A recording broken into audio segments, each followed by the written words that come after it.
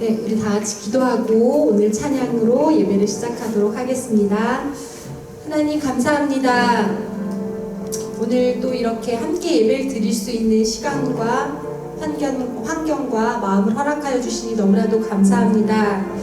우리의 생각과 마음을 온전히 드리고 싶으나 우리의 연약함으로 그렇게 나아가지 못할 때에도 하나님께서 도와주셔서 우리가 예배할 수 있도록 인도하여 주시옵소서. 모두가 함께 기쁨의 예배를 드리길 원합니다. 우리의 찬양을 받아주시옵소서. 감사드리며 예수님의 이름으로 기도합니다. 아멘.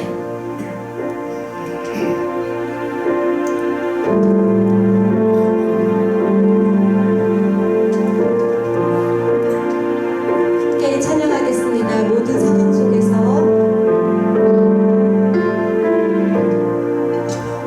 상황 속에서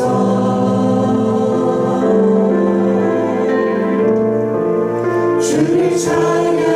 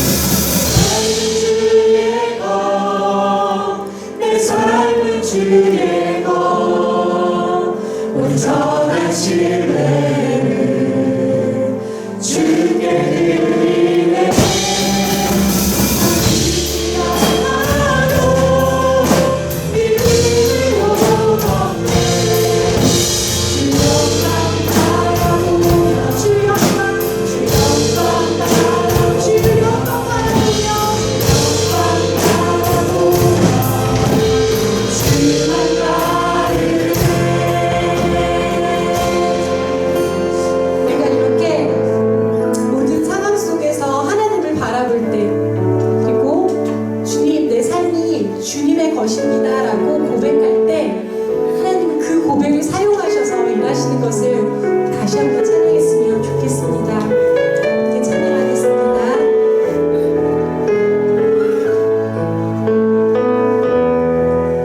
날이 저물어 갈 때 빈들에서 걸을 때 그때가 하나님의 때 내 입으로 안 될 때 빈손으로 걸을 때 내가 고백해 여호와 이래 주가 일하시네. 주가 일하시네 주가 일하시네 주께 아끼지 않는 자에게 주가 일하시네 주가 일하시네 신뢰하며 얻는 자에게 우리 모인 이곳에 우리 모인 이곳에 주님 함께 계시네 누리네 아버지 은혜 적은 것만을 보니 내 모든 걸 드릴 때 모든 고백해 여호와 주가 일하십니다. 주가 일하시네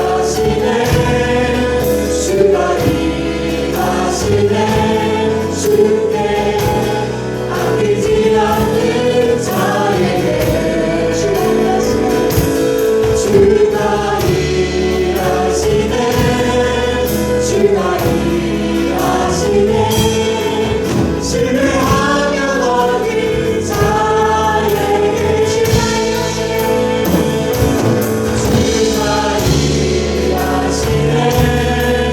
주가 일하시네 주께 아끼지 않는 자에게 주가 일하시네 주가 일하시네 신뢰하며 얻는 자에게 주가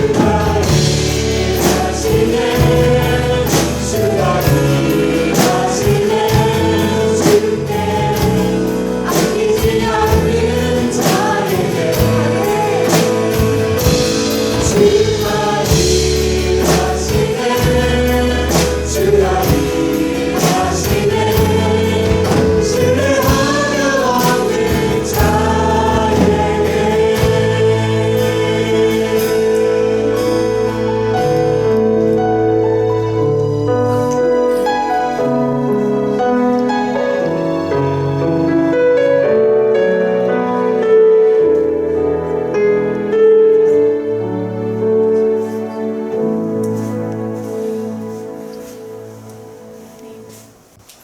이 시간 다 같이 일어나셔서 피아노 조악에 맞추어 묵상 기도드림으로 4월 19일 주일 예배를 하나님께 올려드리겠습니다.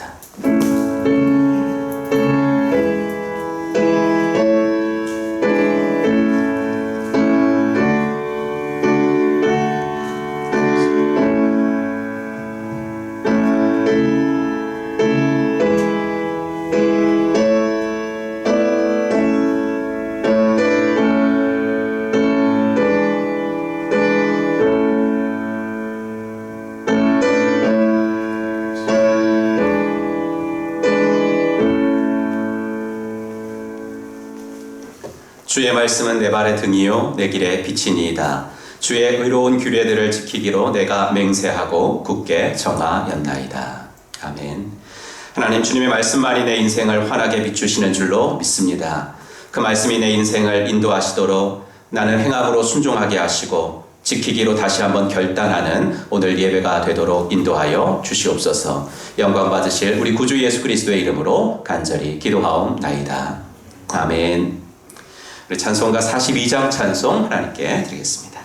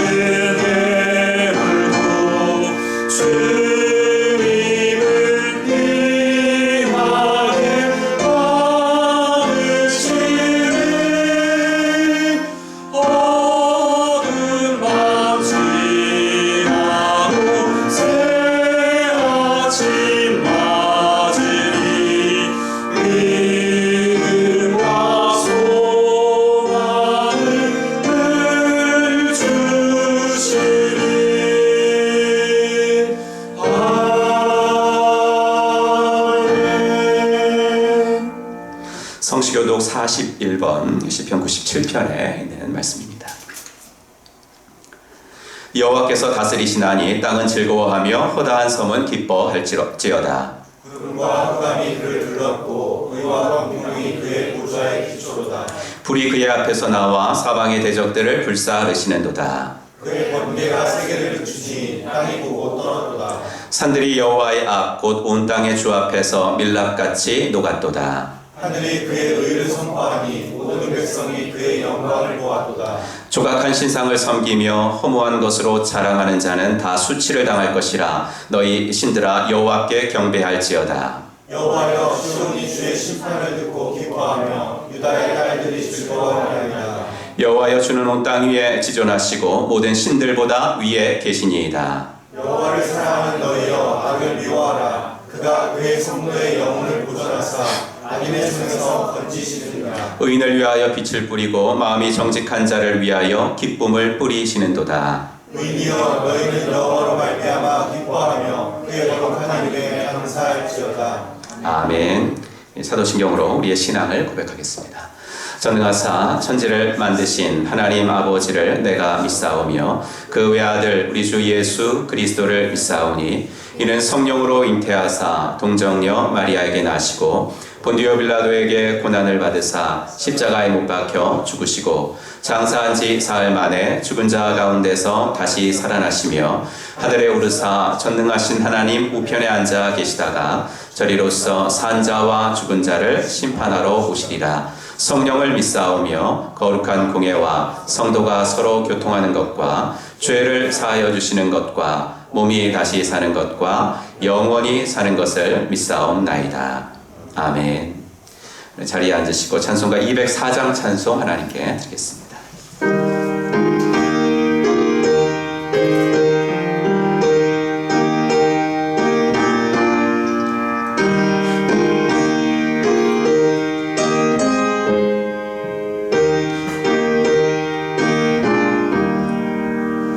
주의 말씀 듣고서 주행하는 자는 반석 위에 떠나고 집을 지은 같아. 비가 오고 불나며 바람 부딪혀도 반석 위에 세운 집 무너지지 않네. 잘 짓고 잘 짓세 우리 집 잘 짓세. 만세 반석 위에다 우리 집 잘 짓세. 주의 말씀 듣고도 행치 않는 자는 모래 위에 떠나고 집을 지은 같아. 비가 오고 물나며 바람 부딪힐 때 모래 위에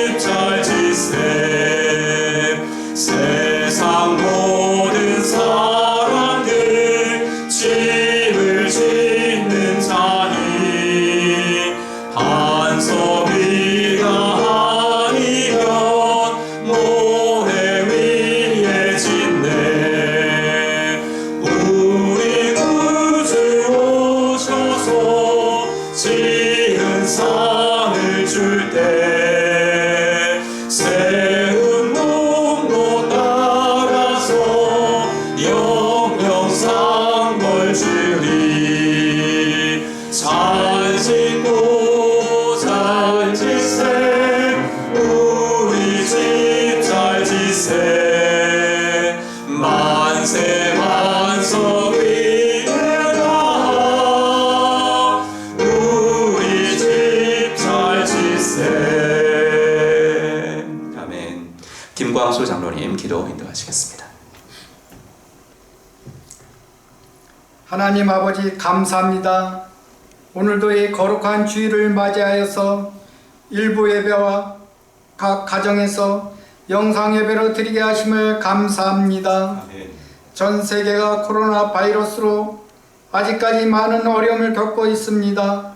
그렇지만 이 상황들을 통해서 하나님의 은혜를 더욱 깊이 깨닫고 감사할 수 있는 믿음으로 인도하여 주시기를 원합니다. 많은 사람들이 전염병으로 죽음의 문을 넘나든 가운데 근심, 슬픔, 낭망 가운데서 또 소망과 강구로 오직 주님만을 의지하고 강건하게 지켜주셔서 전염병으로부터 오는 공포와 두려움, 혼란을 믿음으로 극복하게 하여 주시옵소서. 이 전염병으로 치료받는 많은 환자들이 깨끗이 치료와 회복의 은혜를 주시고 이들을 위해서 많은 수고를 감당하고 있는 의료진과 돕는 손길들에게 지치지 않도록 위로와 힘을 부어 주시옵소서. 하나님 아버지, 이 나라와 민족을 위해 기도합니다. 지난 4.15 총선을 통해서 새로운 나라의 일꾼을 세워줬습니다.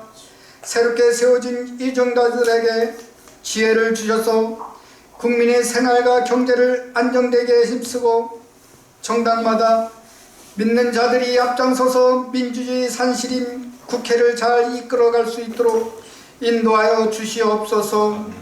우리 사회가 간용으로 갈라진 마음이 사랑하는 마음으로 하나 되게 하여 주시옵소서. 또한 한국교회가 더욱더 거룩한 하나님 말씀으로 바로서게 하여 주시고 하나님의 권위에 순종하는 영적 지도자들이 되게 하여 주시옵소서. 국내와 해외에서 선교하시는 선교사님도 선교 사역이 중단된 가운데 있습니다. 그러나 낭망하지 말고 이 기회를 더욱더 하나님과의 깊은 은혜의 시간 되게 하여 주셔서 하나님의 뜻 가운데 성령의 권능의 충만함으로 사명을 감당하게 하여 주시옵소서. 이 시간 우리 교회를 위해 기도합니다. 우리 교회가 모여 예배드리는 그날이 속히 올 수 있도록 모든 상황과 환경을 인도하여 주시고 각 처에서 생활하고 있는 모든 성도님들이 염려하지 않고 더욱 새로운 믿음으로 만날 수 있게 하여 주시옵소서. 영적으로 침체되지 않게 하여 주시고 사모함으로 인내하며 말씀과 기도로 무장하게 하여 주시옵소서. 또한 하나들을 안전하게 지켜주시고 주님의 보혈의 능력으로 치료와 회복의 은혜를 부어 주시옵소서. 이 시간 송문석 담임 목사님께서 하나님의 말씀을 선포하실 때에 위로와 치유의 역사가 일어나게 하여 주시고 성도님들이 가정마다 믿음으로 승리하는 한 주간으로 살아가게 하여 주시옵소서. 이 모든 말씀 예수님의 이름으로 기도드리옵나이다. 아멘.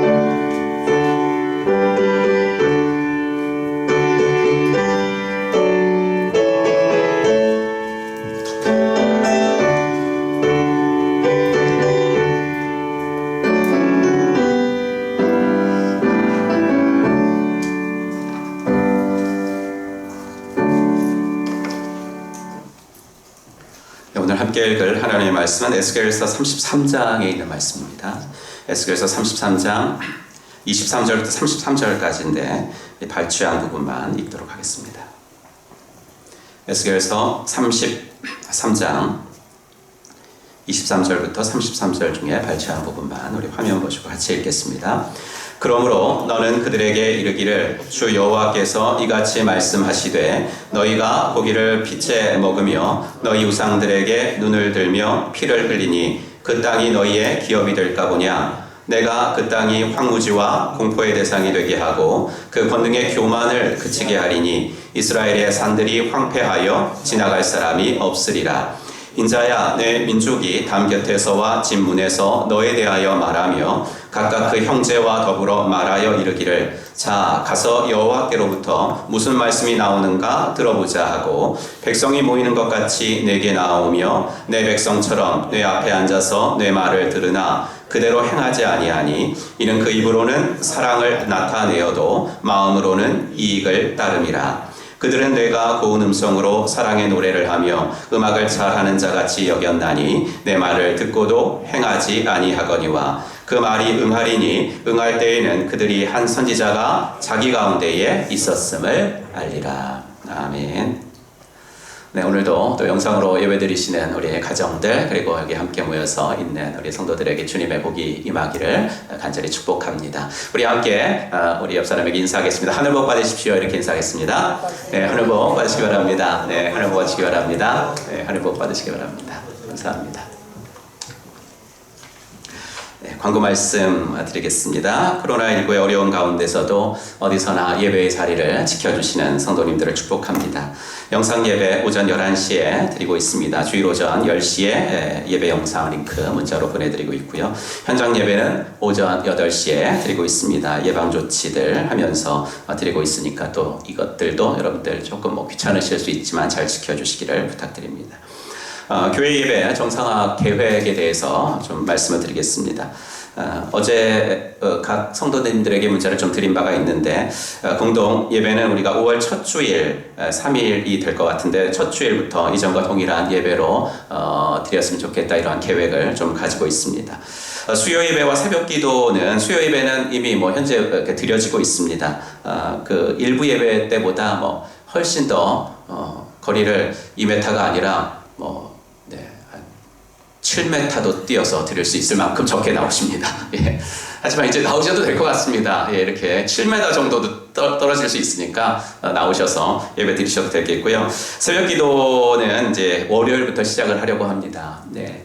마음이 좀 불편하신 분들은 집에서 하셔도 됩니다. 아까도 이제 어떤 분하고 이렇게 얘기를 할 때 아직도 조심해야 되지 않겠어요? 이런 말씀을 하시는데 마음 불편하시면 집에서 새벽 기도를 드리셔도 되고 근데 또 집에서는 솔직히 잘 안 됩니다. 예, 잘 안 돼서 교회 좀 기도를 하시고 싶은 분들도 또 많은 것 같습니다. 여러분들께서 또 그런 분들 위해서 월요일부터 이제 새벽 기도도 재개를 하니까 여러분들께서 또 이용하시기를 바랍니다.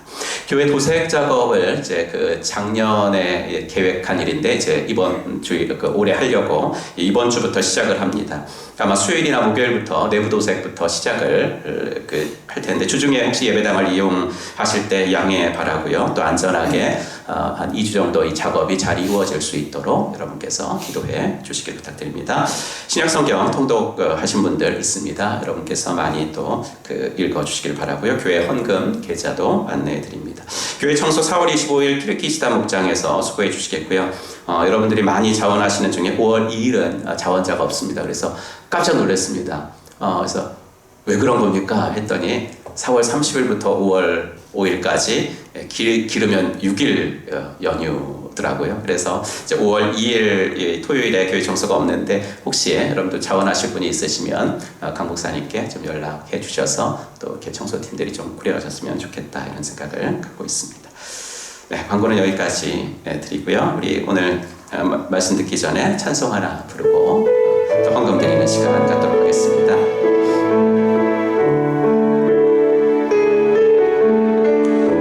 우리의 가사가 우리의 믿음의 고백이 됐으면 좋겠습니다. 슬픔 속에서도 울지 않는 것 억울해서 울지 않는 것 걱정할 수밖에 없는 상황 속에도 걱정하지 않는 것 사랑할 수 없는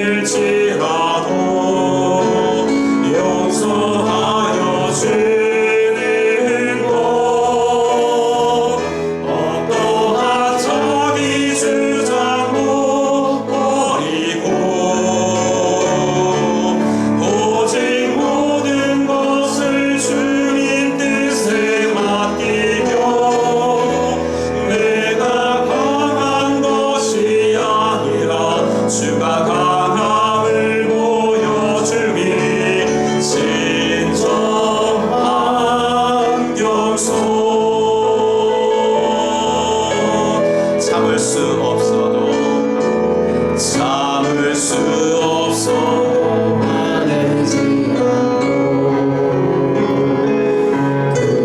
끝까지 인내하는 것 감사할 수 없는 그런 조건에서도 감사하며 사는 것 직장이나 미란 가운데서도 침묵하며 살아가는 것 말씀 순종하기 어려울지라도 믿음으로 순종하는 것 어떠한 자기 주장도 버리고 오직 모든 것을 주님 뜻에 맡기며 내가 강한 것이 아니라 주가 강함을 보여주니 진정한 겸손 어떠한 자기 주장도 버리고 오직 모든 것을 주님 뜻에 맡기며 내가 강한 것이 아니라 주가 강함을 보여주니 진정한 겸손. 이 시간 함께 화면을 보시고 이번 주간 공동기도 제목을 가지고 함께 기도하겠습니다. 우리 나라와 민족을 위해서 기도하시고 또 자녀들과 화루들을 위해서 그리고 교회의 예배와 또 영적 훈련들을 위해서 우리 함께 화면 보시고 읽으시면서 기도해도 됩니다. 함께 기도하겠습니다. 하나님 아버지 주님의 은혜와 사랑을 감사합니다. 아버지의 나라와 민족을 위하여 기도합니다. 아버지 하나님 코로나19의 확진자 수가 더욱 줄어들게 하시고 아버지 하나님이여 이제 아버지의 지역사회 아버지 하나님이여 박사니 아버지 하나님 멈추게 하시며 아버지 하나님 하루빨리 아버지 하나님 치료제도 개발될 수 있도록 인도하여 주시옵소서. 아버지 하나님이여 정말로 아버지 하나님이여 이 나라의 민족 귀한 아버지 하나님이여 의정자들이 아버지 세워졌사오니 아버지 하나님이여 그들은 정쟁에 몰두하지 말게 하시고 진정으로 이러한 때에 민생을 위한 정치를 해나갈 수 있도록 하나님 은혜를 더하여 주시옵소서. 한국교회가 시대적인 교회의 사명을 잘 감당할 수 있도록 하나님 은혜를 베풀어 주시고 한국교회의 아버지 세워주신 목사님들에게 주님께서 성령으로 충만하게 하여 주옵소서. 자녀들과 환우들을 위해서 기도합니다. 혼란 계약을 하게 된 자녀들이 생소한 방식의 수업일지라도 잘 감당하게 하시고 아버지 어서 아버지 정상적인 학교 생활이 이루어질 수 있도록 인도하여 주시옵소서. 아버지 하나님 수술 후에 회복 중인 성도님들 아버지 하나님 함께하여 주셔서 또 회복의 아버지 기간이 빠르게 하시고 아버지 수술을 앞두고 있는 성도님들에게는 회복의 은총과 마음의 아버지 하나님 평안함으로 위로해 주시고 아버지 하나님께서 아버지 하나님이여 두 손 들어 지키실 줄로 믿으니 아버지 하나님 두려워하지 말고 나아가도록 인도하여 주시옵소서. 아버지 교회와 예배의 훈련들을 위해서 기도합니다. 교회의 예배와 영적 훈련들이 정상적으로 재개되어질 때에 아버지 사모함으로 기다려온 마음에 흡족한 은혜를 주시옵시고 아버지 교회의 영적 분위기가 빠르게 회복될 수 있는 주님의 은총이 내리워지게 하여 주시옵소서.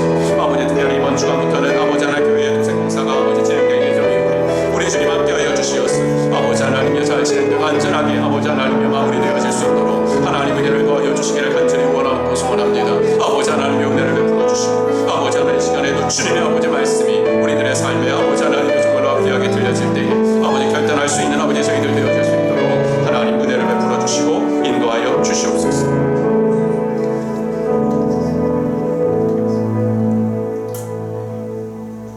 하나님 아버지 주의 은혜 감사합니다. 오늘도 귀한 예배 시간을 통하여 하나님께 찬송하고 또 아버지 기도하며 말씀도 듣게 하신 것을 감사합니다.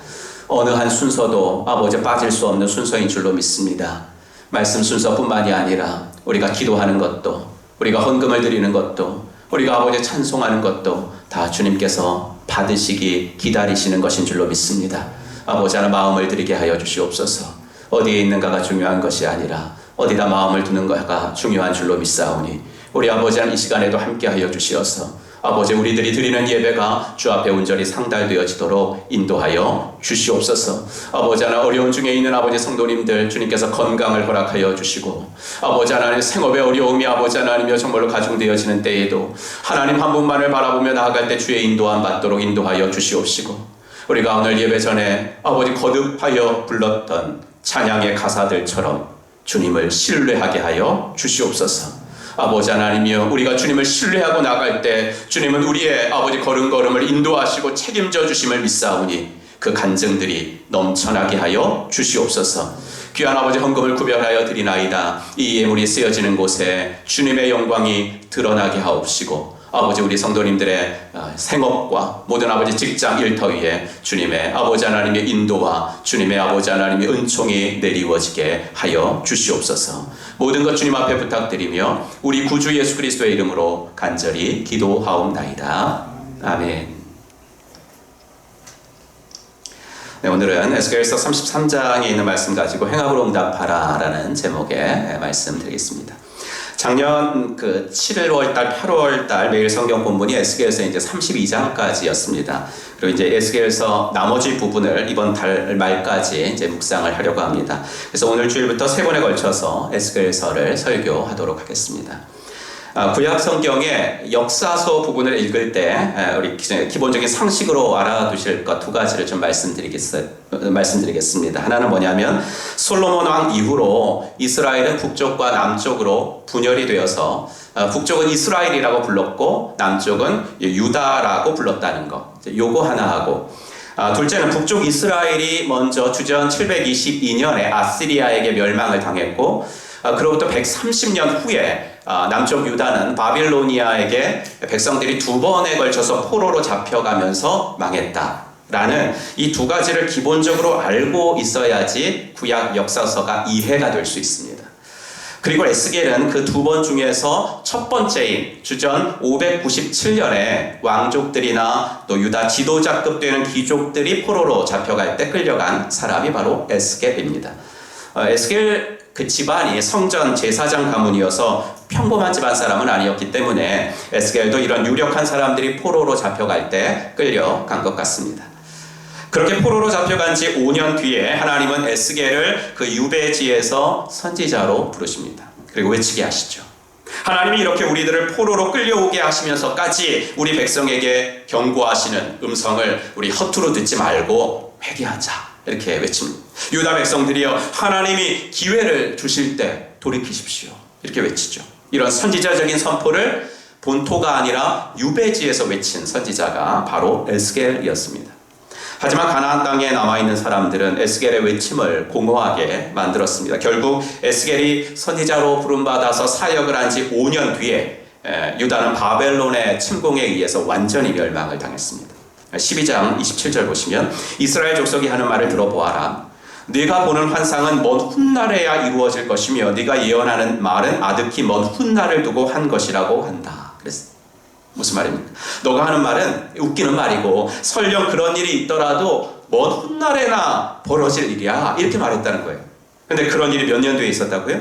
5년 뒤에. 5년 뒤에 유다 백성들은 또 일부가 2차 포로로 끌려가면서 바벨론에 완전히 멸망당하고 말았습니다. 이제 그렇게 멸망을 당하고 보니까 유다 백성들이 살게 된 곳이 크게 이제 3군데가 된 거예요. 포로로 끌려간 사람들이 많지만 그래도 전체 인구로 보자면 일부분입니다. 그러니까 그런 일부분은 포로지 바벨론 땅에서 살았습니다. 또 바벨론의 1차 침공 때부터 일부 국민들은 자기 살 길을 찾았어요. 자기 살 길을 찾아가지고 애굽으로 피난을 갔거든요. 그러니까 미약하나마 일부 유다인들은 애굽에서 사는 사람들이 또 있었습니다. 그리고 이제 나머지 사람들, 이들이 가장 다수예요. 이들은 그냥 본토인 팔레스타인 땅에서 바벨론의 지배를 받으면서 살았습니다. 이렇게 되다 보니까 포로로 끌려가지 않고 본토에 남아서 사는 사람들과 바벨론으로 포로로 잡혀가 사는 사람들 사이에 묘한 긴장감이 감돌게 됐습니다. 이 긴장감의 주제는 누구에게 정통성이 있는가, 이거였어요. 문장이 되게 멋있죠. 거창한데 좀 더 구체적이고 솔직하게 말하자면 누가 땅 주인인가, 이겁니다. 누가 이 땅 상속받는가, 누가 이 땅 차지해서 부를 늘리는가, 요게 긴장감의 주제였습니다. 여러분, 포로로 잡혀간 사람들이 잡혀가고 싶어서 잡혀간 사람이 어디 있겠어요? 그리고 남아있는 사람들이 잡혀간 사람들보다 더 의로워가지고 안 잡혀가고 남아있는 거겠습니까? 그건 아니잖아요. 그럼에도 남은 자들은 포로로 잡혀간 사람들을 보고 그들은 우리들보다 죄를 더 많이 지어가지고 그런 형벌을 받은 것이라고 생각을 했습니다. 그러니 그렇게 벌 받으면서 끌려가는 주제에 무슨 이 땅이 자기 땅이라고 주장할 수 있느냐? 너희는 이 땅에 대한 권리가 없다. 이렇게 말을 했습니다. 11장 15절을 볼까요? 인자야, 예루살렘 주민이 네 형제 곧 내 형제와 친척과 온 이스라엘 족속을 향하여 이르기를 너희는 여호와에게서 멀리 떠나라. 이 땅은 우리에게 주어 기업이 되게 하신 것이라 하였다. 무슨 말입니까? 포로로 잡혀간 사람들에게 너희는 이제 바벨론으로 잡혀갔으니까 예배도 못 드릴 거 아니냐. 그렇게 여호와로부터 멀리 떠난 너희들이 받을 땅이 어디 있겠느냐. 이 땅은 하나님이 여기 남은 우리들에게 주신 것이다. 이렇게 말했다는 거죠. 여러분, 같은 동족 아니었습니까? 어제까지 이웃에서 살던, 지금 방금 읽은 대로 그들의 형제요 친척 아니었습니까? 그렇다면 그렇게 포로로 끌려가는 사람들을 보면서 너희들은 이렇게 비난하면 안 되죠. 그게 아니라 우리가 이렇게까지 된 이유를 물었어야죠. 이 비극을 너희의 문제가 아니라 우리의 문제로 여기고 하나님의 선민이라고 자부하던 우리가, 그리고 우리가 살던 유다 땅이 이렇게 폐허가 된 이유를 하나님께 물었어야 되는데 그들의 입에서는 이런 질문이 한마디도 나오지 않았습니다. 오히려 그때를 땅 차지해서 돈 벌 기회로 삼았습니다. 1차 때나 2차 때나 바벨론으로 끌려간 사람들은요, 매일 고국을 향한 그리움과 눈물로 하루하루를 보냈어요. 그런 눈물로 살다가 그 땅에서 죽은 사람들도 있었겠죠. 왜요? 70년이었잖아요. 70년. 70년이라면 두세 대잖아요. 예. 하지만 순간순간 희망을 포기한 적은 없었어요. 왜요? 돌아가기만 하면 그래도 땅이 있으니까. 그 땅에다가 농사 짓고 다시 시작하면 된다는 희망을 버리지는 않았거든요. 그런데 들려오는 소리는 절망적이었습니다. 이런 거예요. 예레미야 39장 보시면 사령관 느부사라단이 아무 소유가 없는 빈민을 유다 땅에 남겨두고 그날의 포도원과 밭을 그들에게 주었더라. 이제 귀족들이고 부자들이 다 잡혀갔으니까 땅이 남아도는 거예요. 그래서 그 주인 없는 땅을 빈민들에게 소작으로 나눠주는 정책이 2차 포로 이후에 바벨론이 쓴 정책이었습니다. 이런 소식을 유배지에서 들은 사람들은 한가닥 붙잡고 있었던 희망마저 사라지는 좌절을 경험했던 것이죠. 본토에 남아있던 자들이 이렇게 이 땅은 우리 거라고 주장하는 근거가 그럼 무엇이었을까? 본문은 아무래도 수적 우세 때문이었 듯한 이런 이야기를 합니다. 그러니까 시장 용어로 말해보자면 머릿수가 중요하다는 거예요. 본문 24절을 볼게요. 이스라엘 땅의 저 폐허 더미에 사는 사람들이 이런 말을 하고 있다. 아브라함은 한 개인인데도 이 땅을 차지하였는데 하물며 수가 많은 우리들이야 더 말해 무엇하겠느냐 한다. 또 하나님께서 이 땅을 자기들의 소유로 주었다고 말한다. 무슨 말입니까? 우리가 많다는 겁니다. 우리가 다수라는 겁니다. 그러니 하나님이 아브라함에게 하신 땅의 약속은 우리가 계승하는 것이 당연하다는 것입니다. 우리가 진정한 아브라함의 후손이라는 겁니다. 정통성 우리에게 있다는 거예요. 그런데 그들의 이런 말이 참 실소를 자아내요. 왜냐하면 그들이 이 땅은 우리 것이 되는 게 맞다라고 주장하면서 그 근거로 내세운 인물이 제가 방금 읽어드렸는데 누구예요? 아브라함이에요. 그렇다면 아브라함에게 왜 하나님께서 그 땅을 선물로 주셨을까? 그걸 생각하고 말을 했어야죠. 창세기 12장 1절을 생각하고 말을 했어야죠. 본토 친척 아비집을 떠나라 라는 그 명령에 순종했을 때 그가 한 번도 가보지 않은, 밟아보지도 않은 땅을 선물로 줄 것이다 라는 약속을 그때 받지 않았습니까? 그렇다면 지금 본토에서 포로로 안 잡혀가고 남아있는 자들이 이 땅은 우리 땅이라고 말하면서 그 근거로 아브라함을 내세운다면 적어도 아브라함과 같은 모습을 보이면서 그런 말을 해야 좀 앞뒤 모양새가 좀 맞는 거 아닙니까? 아브라함처럼 순종하고 결단하는 모습을 보이면서 이 땅 우리 거다라고 해야 맞지 않냐는 거예요. 단지 우리는 안 끌려가고 남았다는 그 사실 하나가 그 땅의 주인이 될 자격과 권리를 보장하는 건 아니지 않겠습니까? 그들이 끌려간 사람보다 의롭고 거룩해서 남은 것도 또 아니니까 단지 남았다고 해서 그리고 남은 사람이 다수라고 해가지고 자동적으로 그들이 땅 주인이 되는 게 맞다? 그건 누가 들어도 납득하기가 어려운 거 아니겠습니까? 그래서 에스겔은 그들을 고발하는 거예요. 고발하고 그들을 향한 하나님의 심판을 선포합니다. 25절 이하가 에스겔이 그들을 고발하는 내용인데, 한마디로 말하면 너희들이 이 땅을 주장한다는 것, 너희가 하나님의 백성이라는 말인데 지금 너희들이 하는 행실을 보면 하나님의 백성이라고는 전혀 말할 수 없는 행동들을 하며 살고 있다. 그러니 나는 너희를 고발한다 라는 것. 하나님의 백성들이 우상을 숭배합니다. 종교적으로 타락했다는 거죠. 하나님의 백성들이라면 그래도 믿지 않는 사람들보다는 더 높은 윤리적 기준을 가지고 살아야 하는데 너희들을 보니 자기 욕심을 이루기 위해서 이웃에게 칼을 휘두른다. 그래서 어디까지 나아가냐면 이웃의 아내까지 탐을 내는구나. 이렇게 이야기합니다. 종교적이고 윤리적으로 타락할 때까지 타락했다는 겁니다. 그 이기심과 탐욕이 끝장까지 갔다는 겁니다. 이렇게 살면서 이 땅은 우리 것이 될 것입니다. 우리가 아브라함의 자손입니다. 우리가 그 땅의 상속자입니다. 어떻게 이런 말을 할 수 있냐라는 거죠. 에스겔의 말을 직접 읽어드릴까요? 그러면서도 너희가 그 땅을 차지하려고 하느냐?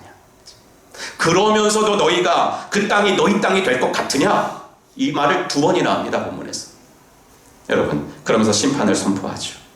그런 너희를 기다리는 건 땅이 아니라 칼이다. 그런 너희를 기다리는 것은 땅이 아니라 짐승이고 들짐승보다 더 무서운 전염병이 될 것이다. 이렇게 이야기합니다. 이렇게 하는 수밖에 없겠다. 이렇게 말씀하세요. 너희의 그 교만을 꺾어버리고 그치게 하려면 이 방법밖에는 없다고 하시면서 하나님은 에스겔에게 이런 심판을 전달하라고 하십니다. 그런 심판을 당한 후에야 그들이 내가 여호와인 줄 알리라. 이렇게 말씀하시죠. 여러분, 이 본토에 남은 사람들이 정말 착각한 것이 무엇일까요? 여전히 붙들고 있었던 우월적 선민의식이었어요. 하나님이 우리를 선택해 주신 건 맞죠. 선민, 맞습니다. 하지만 그것이 내가 너보다 나아서, 내가 너보다 우월해서 이쪽으로 가면 그 선민의식은 틀렸습니다. 그런 자랑은 하나님이 의도하신 것이 전혀 아닙니다. 그래서 사도께서도 이런 말씀을 하셨잖아요.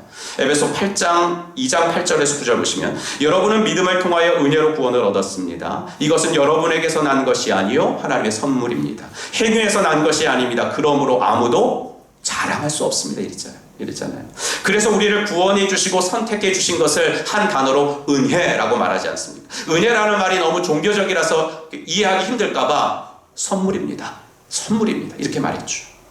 이런 선물을 받은 사람의 삶에서 당연히 나와야 되는 것은 무엇이겠습니까? 그런 선물을 주신 분을 기쁘게 해드리는 마땅한 행위가 나와야 하는 것 아니겠느냐 이겁니다. 여러분, 그리스도인들이 빠지기 쉬운 종교적 함정의 첫 번째가 바로 이 본토에 남아있던 유다인들이 보여준 겁니다. 뭐냐면 우월적 선민의식과 수적 우위에서 나오는 거짓 안정감과 자랑입니다. 인간은요, 수에 약해요. 내가 다수에 속해 있으면 안정감을 느껴요. 크고 유명한 공동체에 속해 있다는 것으로 자신의 정체성을 거기서 찾으려고 해요. 그러나 아닙니다. 여러분, 그러면 안 됩니다. 신자가 자신의 정체성을 우월적 선민의식과 수적 우위에서 찾으려고 할 때 그때 그는 이미 사단이 놓은 함정에 빠진 겁니다. 교회도 마찬가지예요. 교회가 교회의 정체성을 우월적 선민의식과 교인의 머릿수에서 찾으려고 할 때 그 교회는 이미 교회됨의 의미도 능력도 이미 상실한 겁니다. 사단이 놓은 숫자라는 교묘한 덫에 보기 좋게 걸려든 겁니다. 숫자가 상징하는 게 뭐예요? 욕심이거든요. 탐욕입니다. 그 욕심과 탐욕을 위해서 이웃의 아픔까지도 이용할 수 있다는 추악한 이기심입니다. 네 이웃을 내 몸과 같이 사랑하라는 하나님의 말씀은 안중에도 없이 끝모를 이기심과 탐욕으로 달려가는 사람이라면 그 사람이 어디에 사는지가 뭐가 중요하겠습니까? 그 사람이 여전히 본토 가나안에 산다? 그게 뭐가 중요합니까? 하나님의 땅에 산다면 하나님의 백성답게 살아야지. 하나님의 땅에 살면서 전혀 하나님의 백성답지 않게 살아간다면 그들이 하나님의 땅에 산다는 것이 무슨 의미가 있습니까? 그들이 하나님의 백성이라는 것이 도대체 무슨 의미가 있습니까? 여러분, 믿음에 따르는 행위가 있어야 됩니다. 행위로 구원받는다는 게 아닙니다. 행위로 구원받는다는 게 아닙니다. 아까 읽어드린 에베소서의 말씀처럼 우리가 하나님의 백성이 된 것은 은혜고 거저받은 선물입니다. 그런데 그 선물을 받은 내가 보기에도 그 선물이 값진 것이 되려면, 그리고 나 이런 선물 받았다 그러면서 내가 그 선물을 자랑할 때 그 선물을 보는 사람들이 야, 대단하다, 나도 갖고 싶다, 이런 마음이 들려면 행위가 있어야 된다는 거예요. 어디에 있느냐가 중요한 게 아니에요. 어디다가 마음을 두느냐가 중요한 거예요. 본토에 살고 있다? 그게 뭐가 중요한데요? 본토에 살고 있으면서도, 하나님의 땅에 살고 있으면서도 여전히 마음은 하나님에게 있지 않고 땅에 있는걸요. 본토에 살고 있으면서도 여전히 그들의 마음은 돈에 있는걸요. 사랑하는 성도 여러분, 하나님의 자녀가 된 것을 감사하십시오. 감격을 누리십시오. 하지만 그것만이 전부가 아님도 기억하십시오. 그게 끝이 아님도 기억해 주십시오. 오히려 거기서부터 시작임을 잊지 마십시오. 그 땅에 걸맞는 하나님의 백성들로 살아내는 결단이 오늘 이 예배 시간에 저와 여러분들의 있기를 주님의 이름으로 축원합니다. 30절부터는 에스겔이 고발하고 심판을 선포하는 대상이 바뀌어요. 처음에도 말씀드렸듯이 에스겔은 이제 1차 포로로 끌려가서 유배지인 바벨론 땅에서 부름을 받았고, 그 이방 땅에서 하나님의 말씀을 외친 선지자라고 말씀드렸잖아요. 그 땅에서 줄곧 우리 조국은 망한다, 이거 외쳤어요. 근데 그 이방 땅에서 포로로 잡혀와가지고 살고 있었던 그 동포들은 학수고대하면서 기다리는 게 뭐예요? 조국으로 돌아가는 건데, 에스겔은 조국은 망한다 이렇게 맨날 외치니까 그 에스겔이 그 사람들에게 어떤 사람으로 비춰졌겠습니까? 조롱거리고 매국노고 그런 거예요. 아까도 보았지만 유배민들은 그런 비극적인 날이 만약 오더라도 우리 때는 아닐 거야, 먼 훗날일 거야, 이렇게 말했어요. 그 당시 속담을 하나 성경이 적어놨는데 12장 22절, 사람아, 이스라엘 땅에서 너희가 말하는 세월이 이만큼 흐르는 동안 환상으로 본 것치고 그대로 이루어진 것이 있더냐 하는 속담이 어찌 된 일이냐. 그러니까 그 당시에 이런 속담이 있었다는 거예요. 환상으로 본 것치고, 그 말은 뭐냐면 예언자가 말하는 것치고 제대로 된 게 있냐? 안 되는 게 더 많다, 이런 속담이 있었다는 거예요, 그들 가운데. 그런데 어떻게 됐어요? 에스겔의 예언이 문자 그대로 이루어졌어요. 5년 만에 에스겔이 거짓 선지자가 아니라 참 선지자임이 드러난 거죠. 그럼 되게 아이러니컬한 일인데, 조국은 멸망했는데 에스겔은 하루아침에 유명인사가 됐어요. 왜요? 정확히 맞췄으니까. 어딜 가나 사람들의 얘기거리는 에스겔이었어요. 에스겔. 30절 볼게요. 너 사람아, 네 민족의 자손 모두가 단밑이나 집 문간에서 네 이야기를 하며 자기들끼리 서로 말하기를 어서 가서 주님께서 그에게 무슨 말씀을 하셨는지 드러나보자. 전에는 에스겔에 대해서 가시 같고 찔레 같고 전갈 같았던 사람들이 이제는 야, 늦게 가면 에스겔을 못 볼 것처럼, 이제 늦게 가면 에스겔 말씀을 못 들을 것처럼 하면서 에스겔의 집에 너도 나도 몰려들었다는 겁니다. 말씀을 들으러 나오는 것이니까 나쁠 것은 없죠. 선지자를 만나고 싶은 마음에서 오는 것이니 나쁠 것 없죠. 그런데 31절의 말이 좀 의미심장해요. 백성이 모이는 것 같이 내게 나아오며. 이건 의역이기도 하고 좀 불분명한 번역인데 그냥 잘 생각해보면 어렵지 않게 의미를 캐치할 수 있습니다. 백성이 모이는 것 같이, 이런 백성이, 군중들이, 무리들이 모여요. 사람들이 우르르 모일 때는 다 거기에 뭐가 있어요? 구경거리가 있기 때문이죠. 그래서 31절을 세 번역으로 보면 마치 호기심 많은 사람들이 무슨 구경거리를 보러 오듯이 너에게 올 것이다. 어제까지 에스겔을 싫어하던 사람들이 오늘은 너도 나도 할 것 없이 에스겔식으로 모여든 것이 정말 하나님의 진실한 말씀을 듣고 순종하려는 것이 아니라, 야, 에스겔이 진짜 뭘 잘 맞추긴 잘 맞춘다, 야, 이번에는 또 뭘 맞추나 한번 드러나 보자, 그러면서 구경거리 보는 것 같은 마음으로 에스겔을 찾았다는 거예요. 말을 들으러 왔으니까 에스겔 앞에 겸손히 앉아서 잘 들었겠죠. 떠드는 사람 한 명 없었겠죠. 그런데 하나님은 그들을 이미 간파하시고 이렇게 말씀하십니다. 31절, 내 말을 들으나 그대로 행하지 아니하니 이는 그 입으로는 사랑을 나타내어도 마음으로는 이익을 따릅니다. 무슨 말입니까? 그들은 네가 하는 말을 듣기만 할 뿐 그대로 실천하지는 않을 거다라는 말씀. 입으로는 사랑과 헌신과 신실을 말하고, 입으로는 그 말씀 좋다고 은혜 받았다고 말하지만 마음으로는 여전히 자기 이익과 자기 탐욕과 자기 욕심을 따르고 있다는 것입니다. 듣는 태도는 좋았어요. 진지하게 들었고 고개 끄덕이며 들었습니다. 그런데 에스겔의 말이 그들의 한쪽 귀에서 다른 쪽 귀로 곧바로 흘러가고 있었습니다. 하나님은 그들이 에스겔을 대하는 태도를 이렇게 비유하십니다. 32절. 그들은 너를 악기를 잘 다루고 듣기 좋은 목소리로 사랑의 노래나 부르는 가수쯤으로 생각한다. 그래서 그들은 네가 하는 말을 듣기만 할 뿐 그 말에 복종하지는 않는다. 아까 에스겔 집으로 우르르 몰려드는 사람들을 보시고 그들이 하나님의 말씀을 진정으로 듣고 싶어서 그런 것이 아니라 구경거리가 있는 곳에 몰려드는 무리들 같다 라고 말씀하셨던 하나님이 이번에는 좀 더 구체적으로 그들은 너를 가수 취급하고 있어. 그들은 너를 연예인 취급하고 있어. 이렇게 말씀을 하십니다. 연예인들을 보고 와 노래 잘한다, 와 연기 잘한다 그러는 것처럼 유배지의 유다인들도 에스겔을 보고 그랬다는 거예요. 와 예언 잘한다, 야. 쪽집게 같이 잘 맞춘다. 다음번에는 뭘 맞출까? 에스겔은 듣고 행할 것을 말하는데도 그들에게 그런 말은 하나도 귀에 들어오지 않았다. 그 말씀이 자기의 행동을 변화시킬 것은 애초에 차단하고 들었기 때문에 그들에게 있어서 에스겔의 설교는 그냥 대중음악을 부르는 가수의 노래 같았다는 겁니다. 들을 때는 감동 좋지만 그냥 그게 전부인 그런 사랑 노래쯤으로 들었다는 것입니다. 여러분 이제 이쯤에서 본토에 있는 사람하고 유배지의 사람을 비교해 봐야 합니다. 어떻습니까? 일단 겉모양으로는 비교조차 안 됩니다.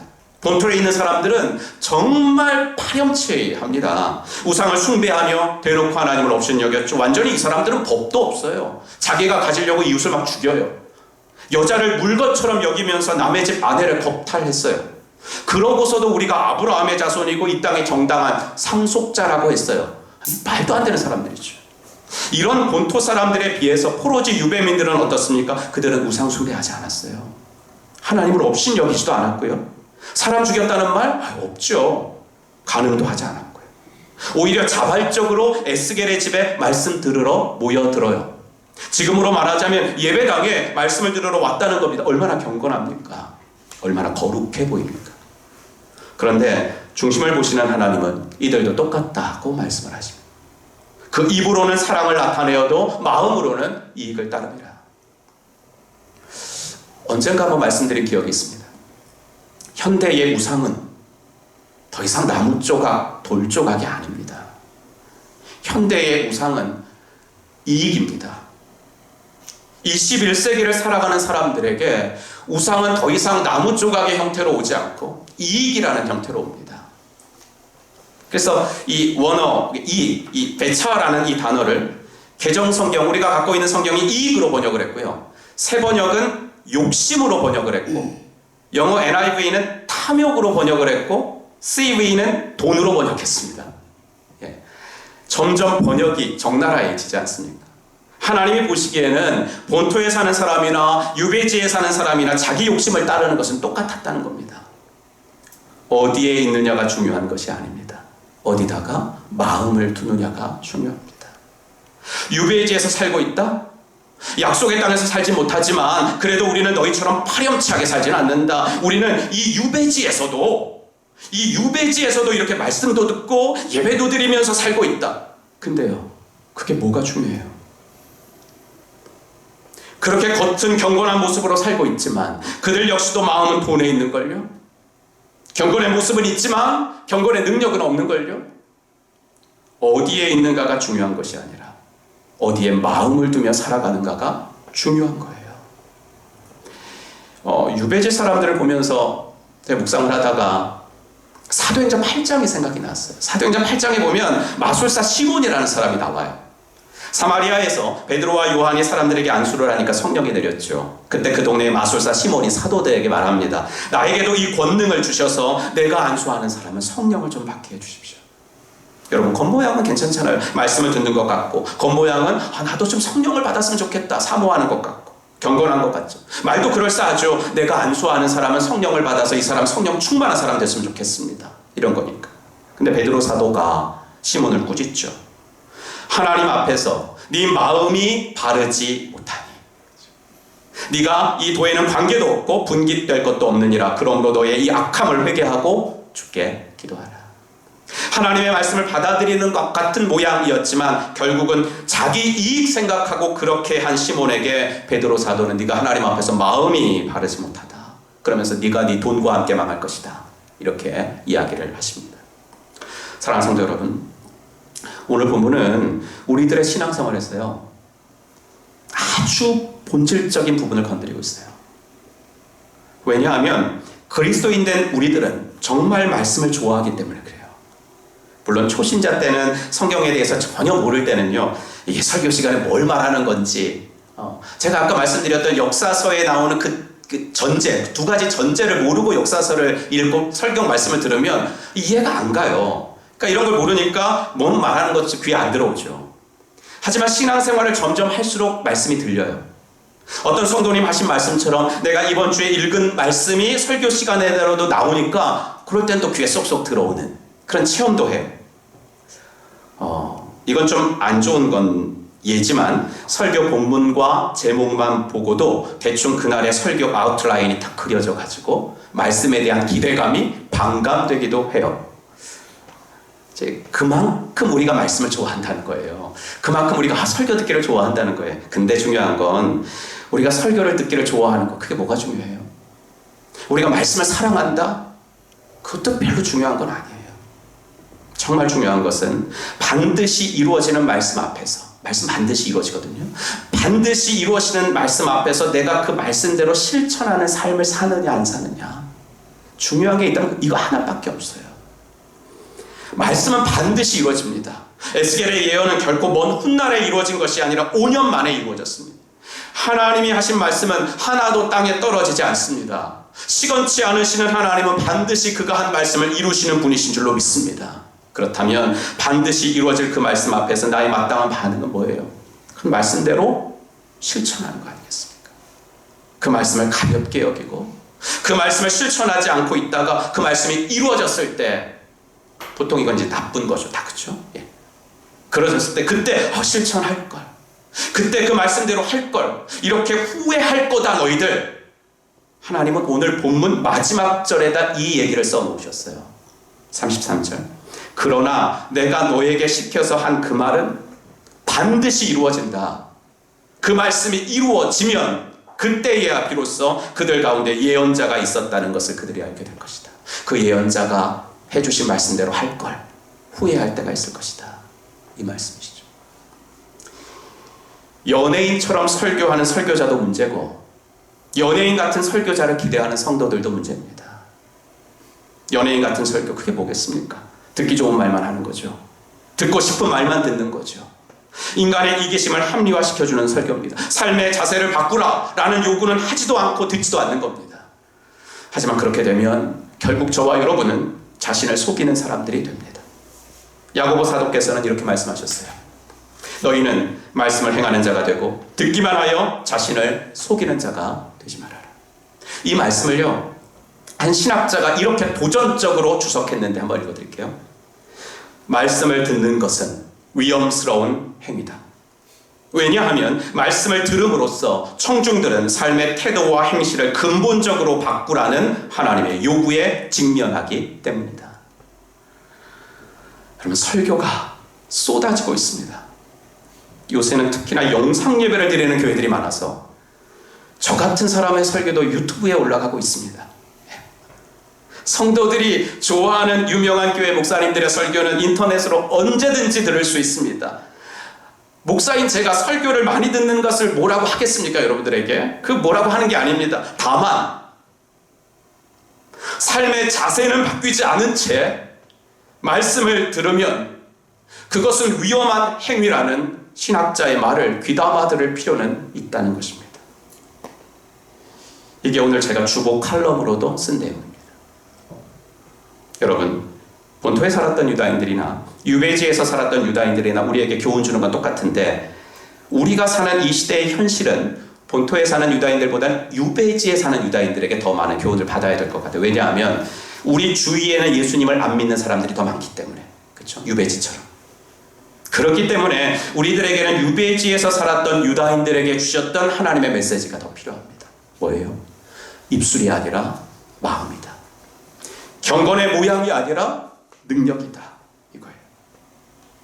입술에 사랑을 담는 게 아니라 마음에 그리스도의 사랑을 담고 경건의 모양이 아니라 능력을 발휘하며 살 때 영적 바벨론 땅에서 우리 주변에 살고 있는 우리 이웃들에게 그나마 복음이 어필될 가능성이 있다는 이야기입니다. 예수님이 외쳤던 것이 사랑이라는 거, 기독교에서 사랑을 빼면 아무것도 안 남는다는 거. 그게 우리만 아는 것이 아니라 그들도 이미 알고 있으니까. 이제는 외치는 복음도 필요하지만 보여주는 복음이 정말 필요한데, 그런데 우리들이 그들에게 보여줄 마음이 그들과 별반 다르지 않은 것 같아서 그게 정신이 번쩍 들었어요. 이 설교를 준비하면서 내가 그들에게 보여줄 게 마음인데 그들은 내 입술을 원하는 게 아니니까. 근데 그들의 마음이나 내 마음이나 욕심에 사로잡혀 있다면 그건 별반 다를 게 아닌데 뭘 보여줄까? 사랑하는 우리 성도 여러분, 말씀은 이루어집니다. 축복의 말씀도 이루어지고 경고의 말씀도 이루어집니다. 근데요, 경고의 말씀은 안 이루어질 수도 있습니다. 무엇으로요? 우리가 그 경고를 듣고 돌이켜 회개하고 말씀대로 행할 때 그 경고는 현실로 이루어지지 않을 수도 있습니다. 하나님이 뜻을 돌이키실 수 있습니다. 그것이 우리가 말씀하시는 하나님께 보여드릴 유일한 반응입니다. 그리고 그럴 때 VIP들이 우리의 입술에 담긴 공허한 사랑 노래가 아니라 우리 마음에 담긴 진실한 사랑의 섬김을 보고 예수님께 나올 겁니다. 이제 세상은 그리스도인들의 입술에 담긴 사랑 노래에는 지쳤습니다. 우리의 마음에 담긴 사랑의 섬김이 필요할 때입니다. 행함으로 응답하라. 영적 바벨론 땅에서 우리의 영원한 본향을 날마다 사모하며 살아가는 신자들의 생활 수칙이 있다면 오직 하나일 것 같습니다. 행함으로 응답하라. 오늘 이 말씀 다시 한번 마음에 새기고 이번 한 주간도 주님의 뜻 가운데서 승리하는 저와 여러분들이 되기를 주의 이름으로 축복합니다. 기도하겠습니다. 이 시간 우리 오늘 주신 말씀 마음에 새기면서 또 주님의 음성에 귀 기울여보는 시간을 갖겠습니다. 그들은 내 말을 들으나 그대로 행하지 아니하니. 여러분, 요즘 내 생활을 돌아보면서 하나님이 들려주셨으나 행하지 않은 것은 무엇일까? 그거 한번 생각해 봤으면 좋겠습니다. 하나님이 들려주셨다는 건 뭐냐면요, 마음을 주셨다는 거거든요. 그래서 마음을 주실 때 행해야 합니다. 오늘도 어떤 마음 주셨을 겁니다. 주실 겁니다. 그러면 이번 주 안에, 적어도 여러분 2주 안에 행하지 않으면 그 마음은 사라질 확률이 90% 이상입니다. 행함으로 응답하십시다. 그것만이 영적 바벨론 땅에서 신자가 살아낼 신앙 생활 수칙이라는 거 기억하면서 우리 오늘 주신 말씀 마음에 담고 함께 주님 앞에 기도하는 시간 함께 갖겠습니다. 하나님 아버지, 주님 감사합니다.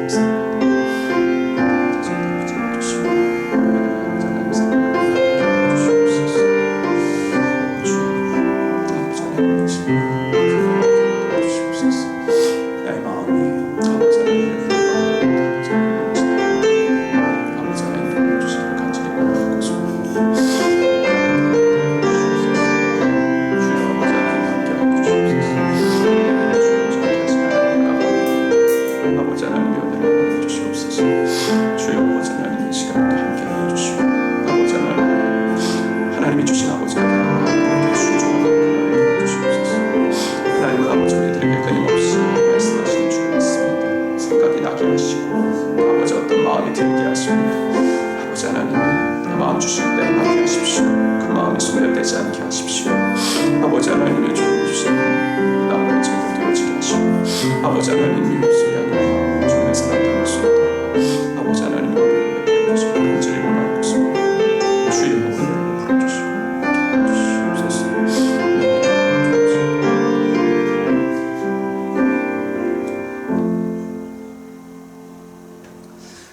아버지 주의 은혜 감사합니다. 오늘도 아버지 하나님 귀한 에스겔서의 말씀을 통하여서 하나님이 바벨론 유배지 같은 이 세상을 아버지 살아가면서 우리들의 신앙생활 수칙으로 아버지 하나님의 행함으로 응답하라 라는 귀한 말씀을 주신 것을 감사합니다. 하나님, 이제는 입술에 사랑을 담는 것을 넘어서 아버지 우리의 마음에 사랑을 담게 하시옵소서. 하나님, 경건의 아버지 모양이 아버지만이 아니라 경건의 능력까지 갖춘 하나님의 사람들이 되어지게 하시옵소서.